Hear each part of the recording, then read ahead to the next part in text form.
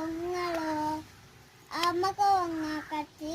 കട്ടിനെ വെട്ടിനെ കൊമ്മയല്ലോ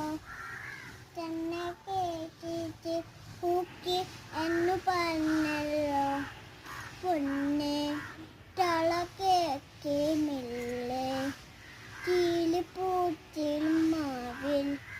ചൂളി ഉവങ്ങേ ഉവങ്ങേ